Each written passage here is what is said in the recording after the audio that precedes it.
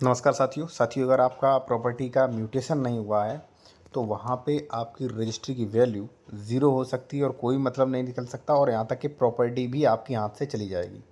कैसे, चलिए मैं आपको कुछ उदाहरण देने वाला हूँ साथियों। सबसे पहले आप ये जान लीजिए कि अगर आप म्यूटेशन नहीं करवाते हैं तो कौन कौन सी प्रॉब्लम होंगी। फिर मैं जो कोर्ट का ऑर्डर जो है ये भी आपको साथियों दिखाऊँगा, ठीक है। सबसे पहले और देखिए, अगर आप किसी भी मैटर में कंसल्टेशन करना चाह रहे हैं विशेषज्ञ द्वारा या कोई भी प्रॉपर्टी आप खरीद रहे हैं उसका डॉक्यूमेंट्स वेरिफिकेशन करवाना, जैसे डबल रजिस्ट्री हो गया, 143, 80, 98, कोई भी केस पेंडिंग तो नहीं है, तो कॉन्टैक्ट नंबर वीडियो के डिस्क्रिप्शन में मिल जाएगा, आप बेहतर चेक करा सकते हैं। साथियों, फर्स्ट है कि खतौनी का अपडेट ना होना।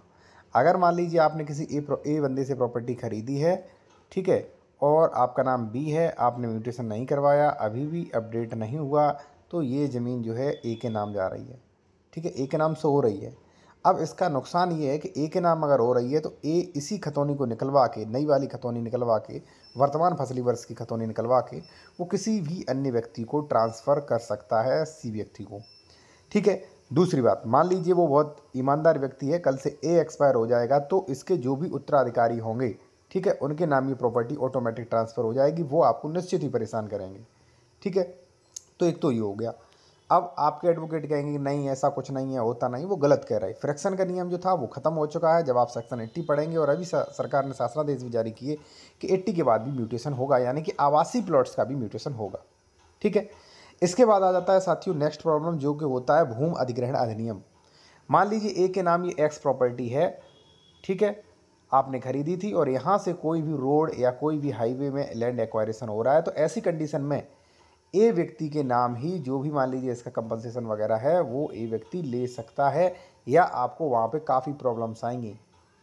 थर्ड है साथियों, यहाँ पे राजस्व की कार्रवाई नहीं कर सकते आप। अगर कृषि की ज़मीन है फिर तो आप ये समझ लीजिए कि वो ज़मीन आपकी है ही नहीं, म्यूटेशन नहीं हुआ, आपका पूरा पैसा वेस्ट है, ठीक है ना। राजस्व की कार्रवाइयाँ नहीं कर सकते। जैसे मान लीजिए ये आपकी ज़मीन है, पड़ोसी से खातेदार ने कब्जा कर लिया, आप सेक्शन 24 में नहीं जा सकते हो, ठीक है। दूसरी बात, इस ज़मीन पर लगान खुला है, आप सिविल कोर्ट इसमें बहुत ज़्यादा कुछ कर नहीं सकता है, क्योंकि सीपीसी जो सेक्शन 5 है वो उसमें मेंशन करता है कि ये मामला जो है रेवेन्यू का होता है, रेवेन्यू को जाने के लिए खतौनी में नाम चाहिए। धारा 24 आप करा नहीं पाओगे। इसी प्रकार से धारा 116 अंश डिक्लेरेशन नहीं करवा पाओगे आप। इसी हिसाब से आप धारा 117 इसका जो है आप पूरा डिक्लेरेशन नहीं कर पाएंगे। इसी तरीके से अगर मान लीजिए किसी ने कब्जा कर लिया तो धारा 134 में भी आपको परेशानी होगी, क्योंकि खतौनी में आपका नाम नहीं है, ठीक है। और चकबंदी भी आपको बेहतर समस्या होगी, बहुत अच्छे से समस्या होगी। और आवासीय भी नहीं करवा सकते, जो 14380 होता है ना, वो भी आप नहीं कर पाओ, ठीक है। अब मैं आपको बताता हूँ एक कोर्ट ऑर्डर के बारे में साथियों, ठीक है। मैं यहाँ पे कहूँगा कि यदि आप जूनियर एडवोकेट हैं और आप बेहतर वकालत सीखना चाहते हैं, सीनियर वगैरह नहीं आपको बता रहे हैं, आपको जना को कुछ हमें स्पेशल सीखना है, तो आप हमारा ये ई बुक देख सकते हैं। इसका स्क्रीनशॉट ले लीजिए आप, व्हाट्सअप नंबर दिया गया, ये फीस दिया गया।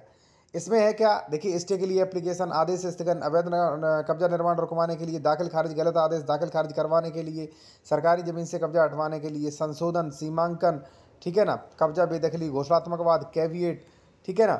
और यहाँ पे आप देख सकते हैं 145 घरेलू हिंसा, भरण पोषण। खास बात इस बुक की ये साथियों कि अगर हमने मान लीजिए बंटवारा के ऊपर ड्राफ्टिंग दी है, ठीक है ना, बंटवारा के ऊपर ड्राफ्टिंग दी है जो कि नॉर्मल बुक में मिल जाती है, जैसे मान लीजिए ये हुआ सीमांकन हुआ, ठीक है, सीमांकन के ऊपर हमने दी है ड्राफ्टिंग, तो नॉर्मल बुक में केवल ड्राफ्टिंग होता है, लेकिन हमारी इस ई बुक में क्या होगा, धारा 24 कब आपको करनी चाहिए, धारा 24 से अगर कब्जा नहीं हटा तो आपको किस सेक्शन में जाना चाहिए, धारा 134 में। अगर 134 से भी नहीं हो रहा तो कब आपको धारा 116, 117 में जाना चाहिए, समझाया है। इसी प्रकार से सेल्डीड कैंसिलेशन के बारे में समझाया, यानी कि पहले नोट्स फिर वहाँ पे ड्राफ्टिंग, ठीक है। इसी प्रकार से कोर्ट की सभी कार्रवाइयों के बारे में यहाँ पे बताया, कोर्ट केस, वाद पत्र, नियम, न्यायालय का चयन, तो काफ़ी अच्छी आपके लिए हो सकती है, स्क्रीनशॉट ले लीजिए, ठीक है। आते हैं अपने टॉपिक पर। यहाँ पे साथियों आप देख सकते हैं लगभग 18 वर्ष बाद नामांतरण, नायब तहसीलदार द्वारा नामांतरण आदेश पारित किया गया। लगभग 18 वर्ष बाद विक्रय विलेख यानी कि बैनामा के आधार पर नामांतरण प्रार्थना पत्र दाखिल खारिज मतलब दाखिल किया गया। नामांतरण यानी कि दाखिल खारिज करने के लिए प्रार्थना पत्र दिया गया।